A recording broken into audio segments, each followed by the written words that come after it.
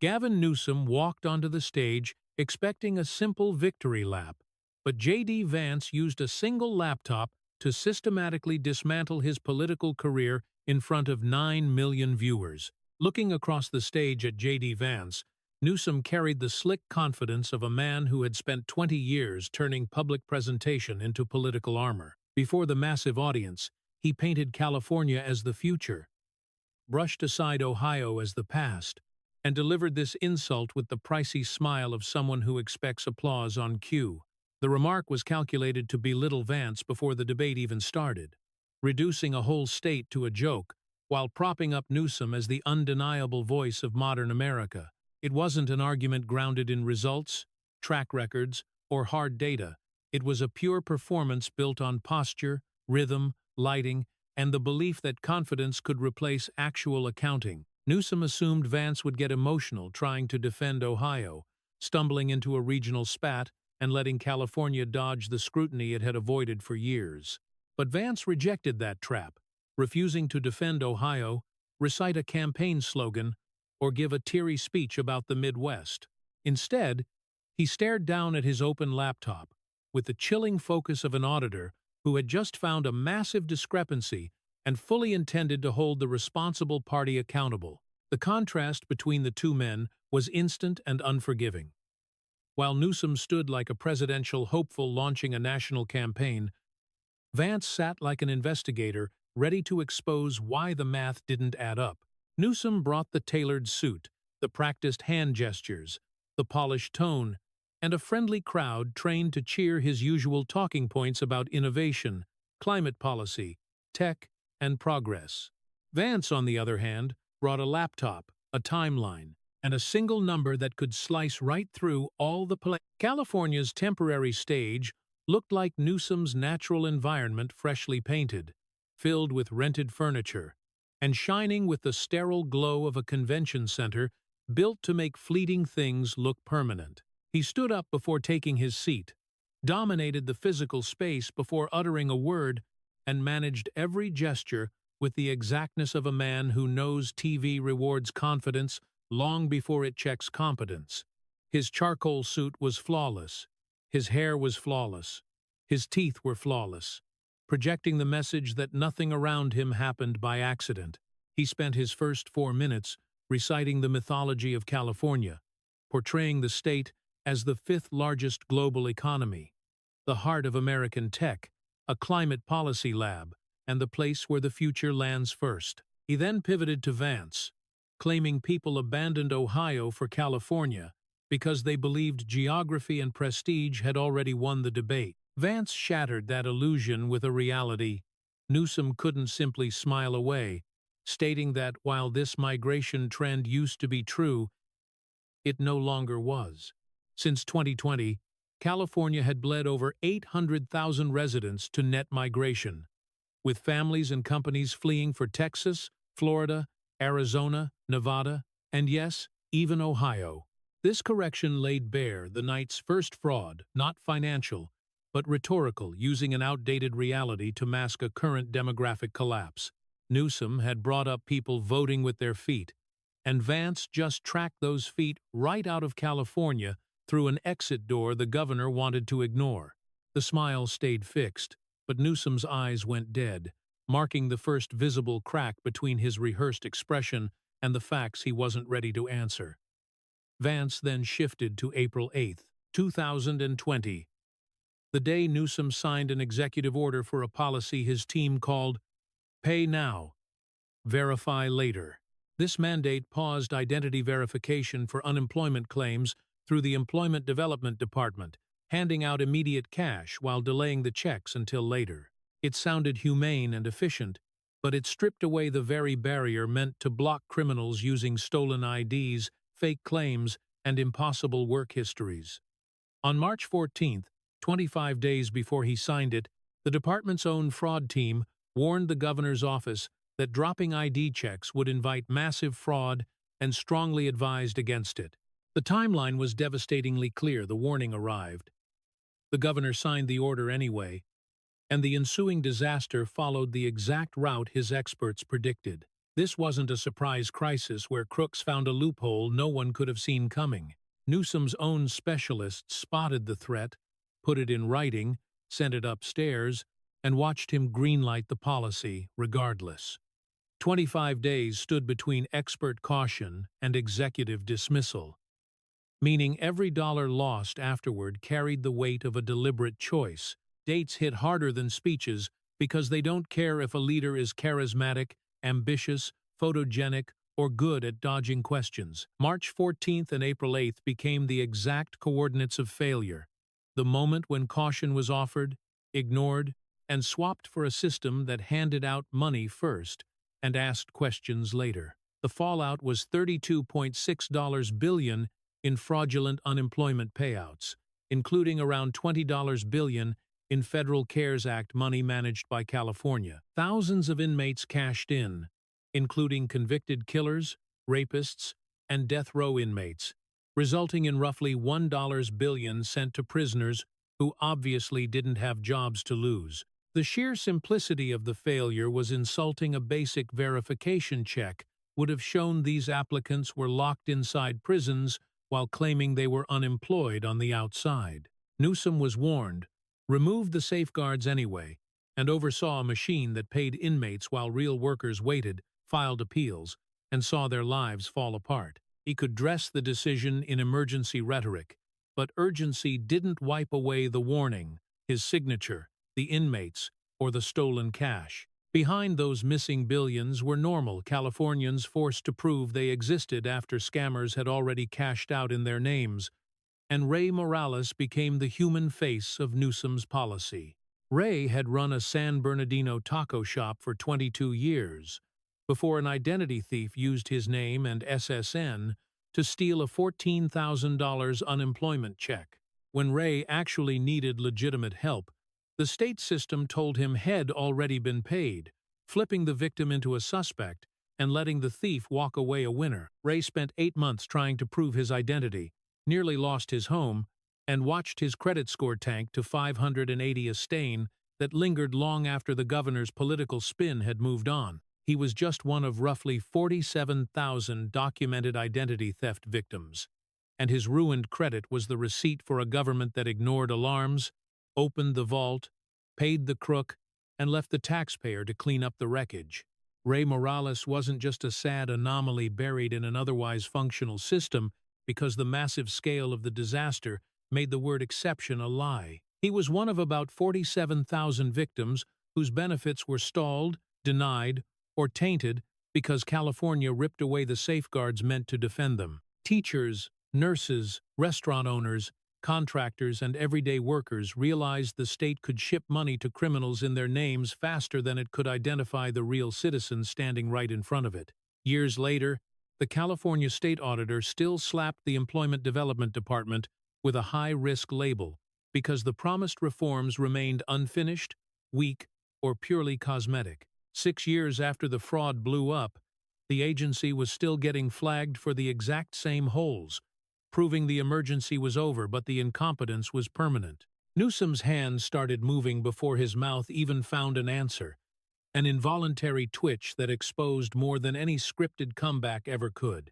His right hand lifted as if a standard talking point was ready to launch, hung in the air a split second too long, and dropped back to the table without delivering a word. Under normal lights, it might have passed unnoticed, but with 14 cameras rolling, it looked exactly like an argument abandoned mid-thought. Ray Morales' name hung in the room, tied to $14,000, 8 months of bureaucratic humiliation, a jeopardized house, and a 580 credit score.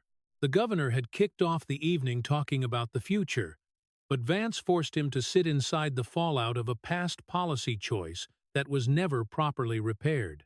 Vance clicked to another tab, moving from the policies Newsom signed to the people he trusted, because executive failure is measured by both decisions and appointments. Dana Williamson, Newsom's ex-chief of staff, was indicted on 23 federal counts involving bank and wire fraud. The charges detailed $1.7 million in fabricated business expenses, Chanel bags, private flights, and a lavish Mexican birthday getaway all billed to public accounts. This wasn't some distant contractor operating in the shadows. This was a top-tier figure placed right next to the levers of state power, entrusted with access, influence, and taxpayer money. Newsom could brush off one scandal as a lone betrayal, but repeated corruption inside his own circle raised the harder question of whether he actually supervised anyone he hired. Williamson wasn't an isolated example. Rodrigo Santos carried the exact same pattern into another wing of the administration. Santos, appointed by Newsom, scammed clients out of $775,000, altered checks by changing his name's spelling, dumped the funds in a personal account, and received a 30-month sentence. One bad hire can be explained as poor judgment, but multiple cases expose a management culture where access is granted freely and accountability only shows up when prosecutors do. The pattern wasn't simply that corrupt people exist, they exist everywhere, but that Newsom's government repeatedly failed to spot, restrain, or fire them before public money vanished. A governor who demands credit for every program bearing his signature cannot suddenly play the powerless spectator when his officials get caught stealing. Newsom attempted the dismissive smile that had saved him through debates, interviews, and press conferences for years. But the room no longer supplied the reaction required to make it work. The expression appeared on his face, yet no answering smile came from the gallery, leaving him visibly stranded inside his own performance. A smile without audience agreement is not reassurance, it is exposure, because the audience can suddenly see the distance between projected confidence and actual control. The corners of his mouth weakened first, then the center, then the eyes, and the collapse took only seconds under the angle of camera 3. What had been political armor became evidence that his defenses depended on an audience that had stopped cooperating. Vance then did what California's own agencies had failed to do. He placed all the numbers in one spot and added them up. He lined up $32.6 billion in unemployment fraud next to an estimated $146 billion in medical fraud and another $37 billion in homelessness spending without reliable tracking or improved outcomes. Within the in-home supportive services program, fraud estimates ranging from 25 to 40% represented another $6 to $12 billion leaking annually through a system too huge to excuse and too poorly controlled to defend.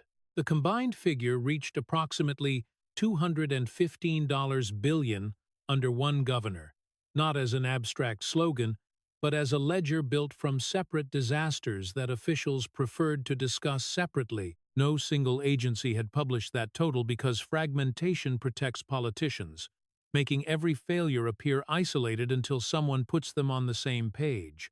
The power of the number came from its simplicity. Because $215 billion required no ideological translation and no partisan vocabulary.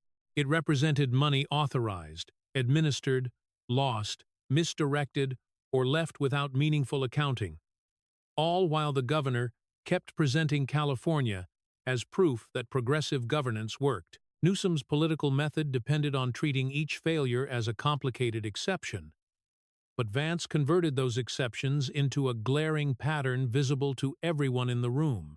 Reporters leaned toward one another because they instantly grasped the significance. The combined total had never been placed before the public in this format.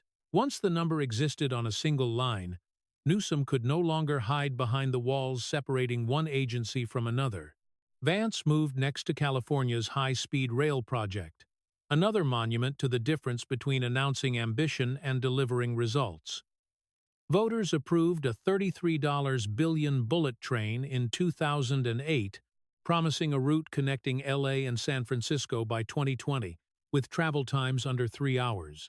By 2026, the estimated cost had climbed beyond $128 billion, nearly 4 times the original amount, while not a single passenger had ridden the system. The only section currently under construction ran between Merced and Bakersfield, a route so disconnected from the original promise that even the gallery laughed when Vance pointed out the absurdity. That laughter gave Newsom a moment to reset, but he used it to defend the project as a long-term investment and stepped directly into the next calculation. 18 years had passed since voters approved the project. The cost had blown past $128 billion, and California still had zero passengers to show for it. Newsom's phrase, long-term investment, could not survive contact with that arithmetic, because long-term becomes meaningless when the timeline expands infinitely while delivery disappears. Vance answered with the simplest possible standard, asking how many more years the governor needed before the public was allowed to call failure by its name.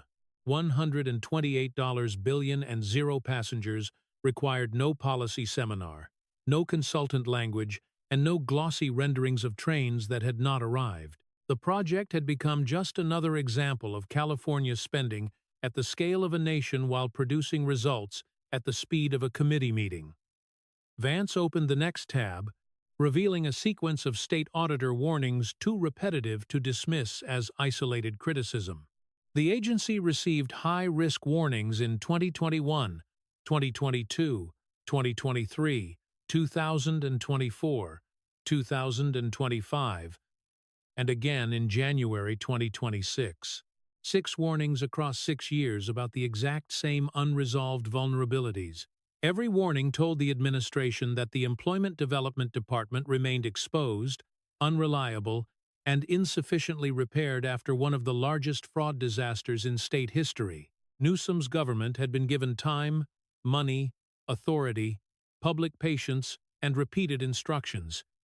Yet the problem remained serious enough to land on the high-risk list year after year. At that point, the issue was no longer whether the governor knew, because 6 official warnings erased ignorance and left only indifference, incompetence, or outright refusal.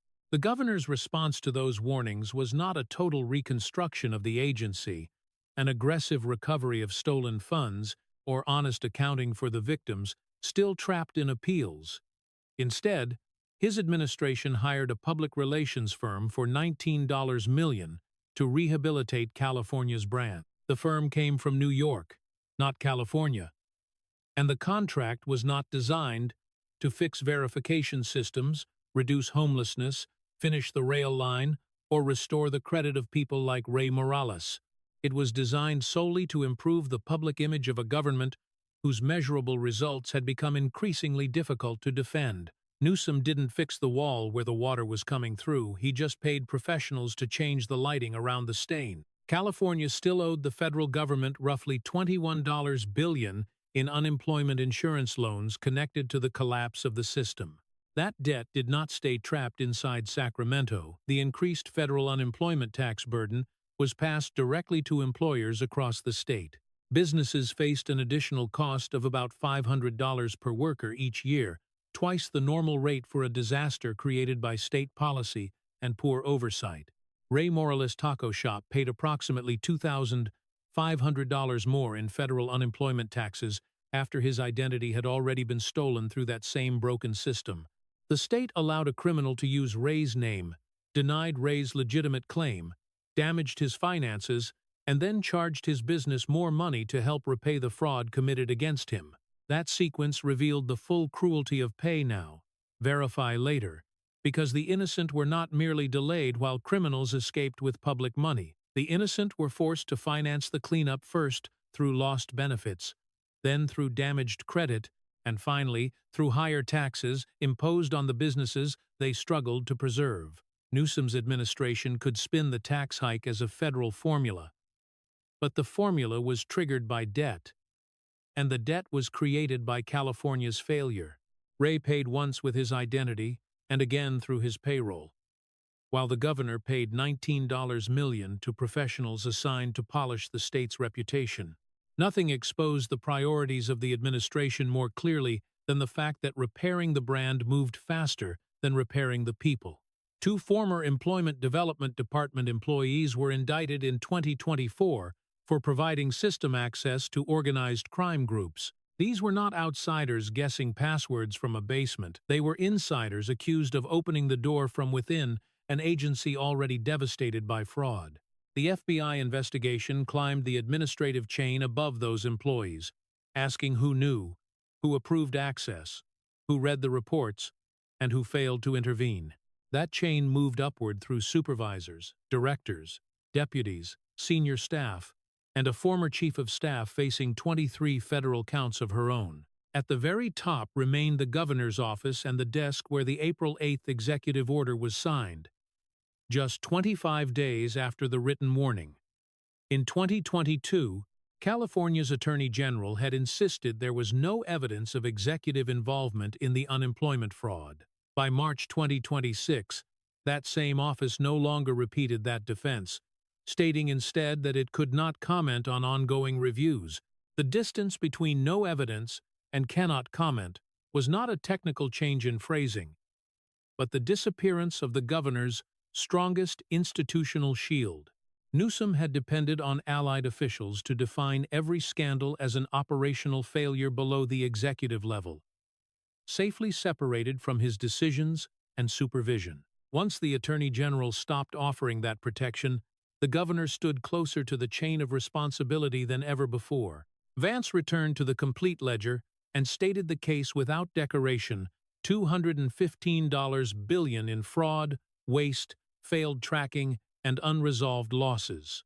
He placed that number beside 6 years of auditor warnings, 47,000 identity theft victims, $21 billion in federal debt, indicted insiders, an indicted former chief of staff, and an expanding federal inquiry. Then, he placed the $19 million public relations contract right next to it all, letting the governor's priorities indict themselves. Newsom's answer to a government leaking money, residents, and trust was not structural repair, but an ad campaign to make the damage look less damaging. Vance reduced the entire record to 4 words that struck harder than any slogan Newsom had delivered all evening: Instagram with a budget. The room did not erupt in applause, because the response was deeper and more uncomfortable than polite applause. The crowd exhaled, releasing the tension created by numbers that had accumulated until the conclusion became unavoidable. Instagram, with a budget, compressed $215 billion, 6 years of warnings, tens of thousands of victims, and a PR contract into a judgment the audience could instantly understand. Newsom's face changed after the line landed, not by collapsing dramatically, but by losing the polished expression that had managed every previous moment. For the first time that evening, the cameras showed not the practiced candidate, but the man underneath a performance who knew the numbers had reached the audience before his rebuttal could. Newsom fought back, because retreat had never been part of his playbook, responding with the full vocabulary of California government. He cited Project Homekey, the CARE Act, electric vehicle registrations, climate legislation, public education spending, hotel conversions, mental health frameworks, initiatives, and commitments. The words arrived quickly, professionally, and in the familiar cadence of a governor who believed that naming programs could replace proving results. He listed 12 programs in roughly 5 minutes, but he didn't explain where the $215 billion went, why the auditor's warnings remained unresolved, or why the state needed $19 million in image repair. Vance waited until the program names stopped and pointed out the one difference Newsom couldn't blur. The governor had said investment repeatedly, but had not said return once. That distinction separated spending from governing and reduced Newsom's defense to the weakness at its center.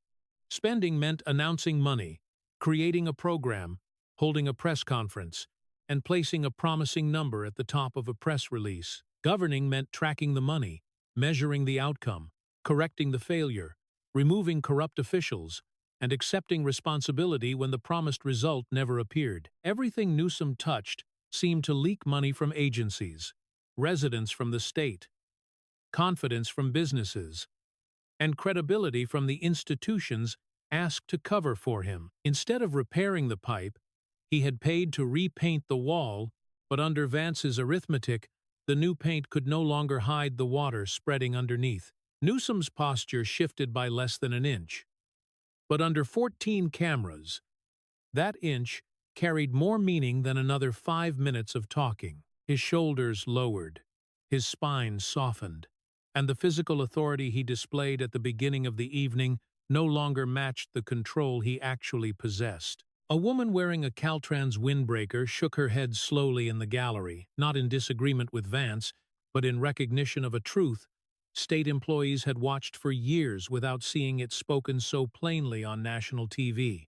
The money leaked, the people leaked, the trust leaked, and every official answer seemed designed to manage perception instead of repairing the machinery. By the time the moderator asked for closing statements, Newsom was still standing inside the same polished image, but the audience could now see the cracks running right through it. Newsom closed with the familiar vocabulary of California's future, speaking about resilience, innovation, pioneering spirit, climate leadership, and the sheer scale of the state's ambition. His delivery remained smooth, the cadence remained presidential, and every phrase sounded like something tested before a focus group that preferred inspiration over accounting. Yet the room had already completed the arithmetic, and arithmetic doesn't become less damaging just because a governor raises his voice or widens his smile.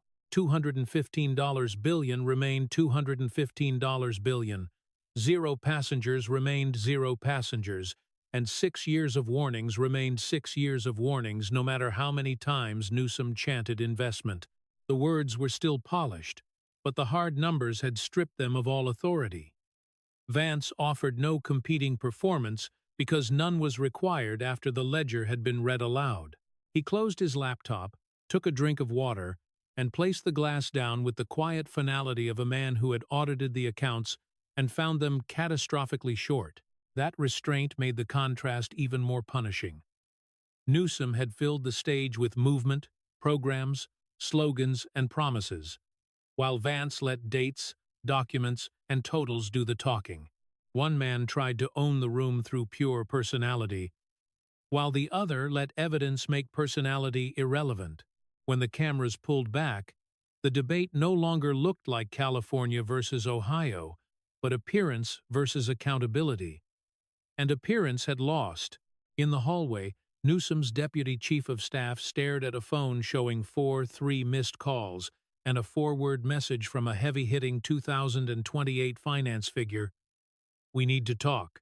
In the world of political fundraising, those words don't signal curiosity. Donors do not demand urgent conversations.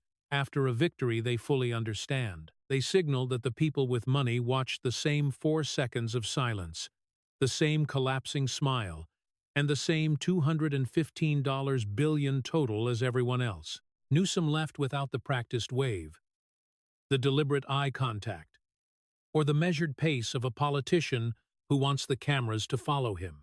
He moved quickly toward the car, and the stark difference between searching for a camera and searching for an exit told the exact story his staff couldn't spin. Within 72 hours, 3 clips from the town hall accumulated roughly 38 million combined views online. The first centered on pay now, verify later, the $32.6 billion in fraudulent claims, and the cash sent to inmates while legitimate workers struggled to prove their identities. The second carried the phrase, "Instagram with a budget," which spread through taxpayer groups, political commentary pages, and PR circles as both an insult and an unusually accurate summary.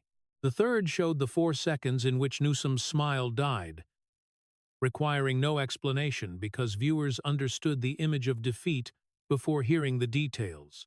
Once those clips escaped the room, the governor lost control over the sequence, the framing, and the conclusion. During the following week, the U.S. Department of Labor Inspector General announced a formal investigation into California's handling of the $20 billion in federal CARES Act unemployment funds.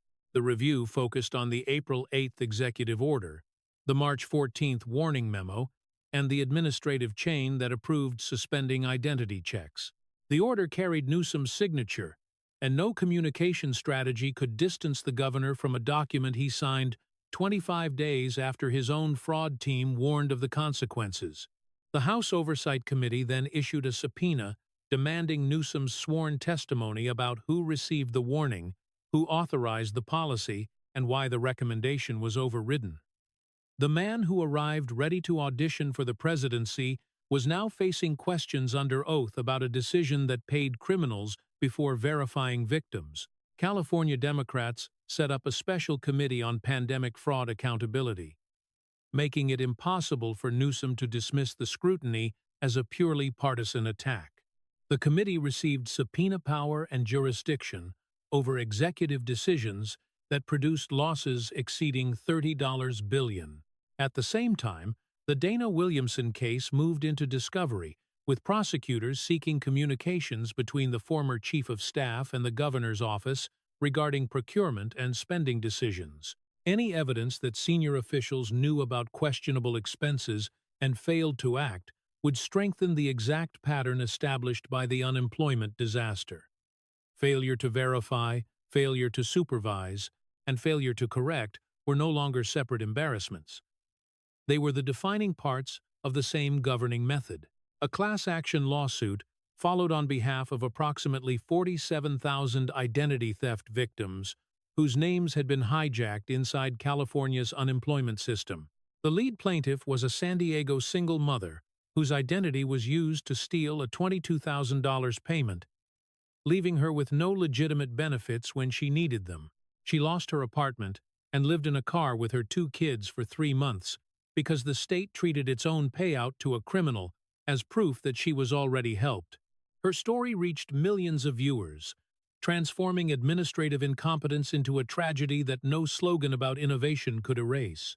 Estimated damages reached into the billions, adding another financial consequence to a disaster the governor had tried to fix with a branding contract. Small business owners then began describing themselves as the people forced to play the later in pay now, verify later. Their payroll taxes spiked because California owed the feds billions, even though these businesses hadn't removed verification, approved fake claims, or sent checks to prisons. Restaurant owners, auto shops, dry cleaners, and family businesses plastered the phrase, "I am the later on" invoices, signs, and social media posts. The wording caught fire because it captured the hidden cruelty of the policy criminals got paid immediately, while honest employers got stuck with the bill years later. Newsom had promised verification would come later, but later actually arrived as higher taxes, wrecked credit, lawsuits, federal probes, and deep public anger. By the second month, Newsom's approval rating had tanked from 52% to a dismal 33%, dropping below the critical danger line associated with California's last major recall effort. A new recall petition gathered hundreds of thousands of signatures even faster than the 2021 campaign, while major donors demanded private briefings on that $215 billion total. His advisors knew the number was a ready-made national attack. Vance had already handed opponents the footage, the dates, and the conclusion on live TV. A senior member of Newsom's inner political circle resigned, reportedly calling the combined number indefensible and admitting the PR contract only proved the critics right. The administration blew $19 million trying to rehabilitate the brand, only to create the purest symbol of everything wrong with the brand in the first place. By month 3, major California editorial boards were no longer just debating whether Newsom's presidential ambitions were damaged. They were openly questioning whether he could even survive as governor while federal probes, lawsuits, recall threats, and donor defections piled up around him. The language remained polite, as editorial institutions prefer restraint, but the meaning underneath was obvious. Newsom hadn't resigned yet, but the gap between has not resigned and would not resign was shrinking with every new subpoena and every unanswered question. His famous smile had survived brutal elections, scandals, and national scrutiny, but it couldn't survive a ledger that placed the cost of his performance right next to the cost of his failures. In San Bernardino, Ray Morales still opened his taco shop before sunrise, dragging around a damaged credit score and paying higher payroll taxes created by a system that had weaponized his identity against him. The governor remained in Sacramento, the PR firm remained in New York, and the state was still pointing fingers over billions of dollars no one could fully trace. Ray paid twice, first when a criminal stole his name, and again when the government taxed his livelihood to repay its own negligence. That was the ugly reality hiding under every polished phrase about California's bright future, because a future built on uncorrected failure is just the past, wearing better lighting. You do not repair a leaking pipe with fresh paint, and after 6 years, $215 billion lost, 47,000 victims, endless investigations, a recall petition, and a $19 million vanity project, the pipe was still completely broken.